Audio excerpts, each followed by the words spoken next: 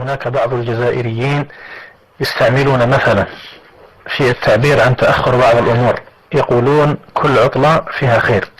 هل هذا المثل جائز؟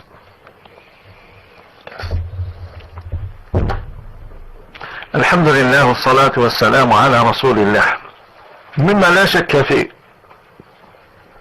أن الكثير من الألفاظ والأمثال الشائعة والسائرة بين الناس قد تكون فيها مخالفات شرعية أو قد تكون مخالفة للشرع، منها ما يكون في بعض جزئياته، ومنها ما يكون يعني مخالفا للشرع في أصله إلى غير ذلك.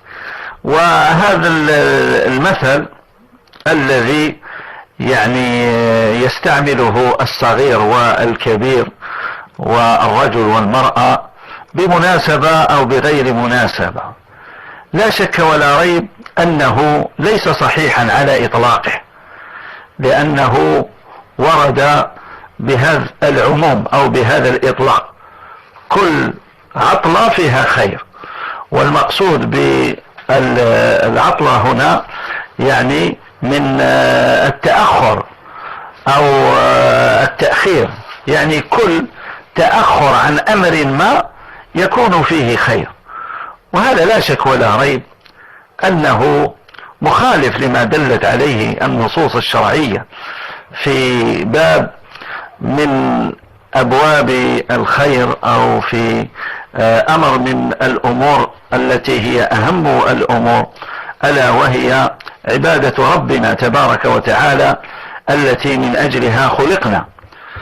في هذا الأمر لا يكون كل عطلة فيها خير، الواجب فيها المبادرة والمسارعة.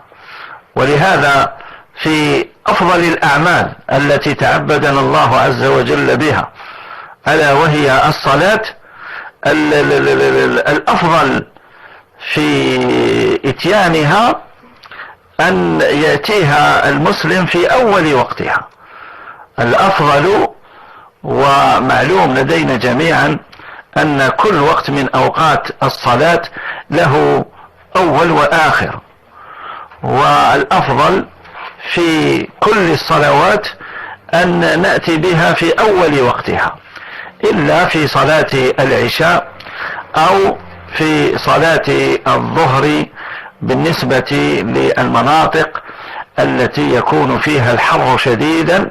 السنة التأخير، هذا التأخير الذي يعرف بالإبراد بصلاة الظهر عند شدة الحر، للحديث الوارد في هذه المسألة. ففي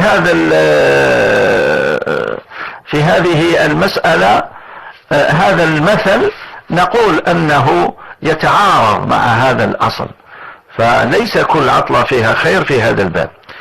فيقال أن المسائل التي ربما قد يتعطل أو يتأخر فيها الإنسان لعذر ما، حال دون إتمامه أو دون مباشرته ذلك العمل، والذي هو عمل من أعماله الدنيوية، قد يصح فيه أن نقول كل عطلة فيها خير من باب قدر الله وما شاء فعل، من باب قدر الله وما شاء فعل.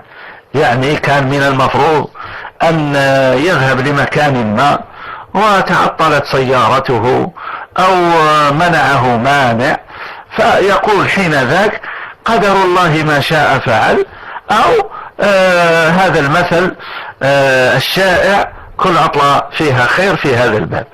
أما فيما تعلق بأمور آخرته وما تعلق بعبادته لربه تبارك وتعالى، الأصل فيه وفي هذا فليتنافس المتنافسون، أو قوله تبارك وتعالى سارعوا إلى مغفرة من ربكم وجنة عرضها كعرض السماوات والأرض.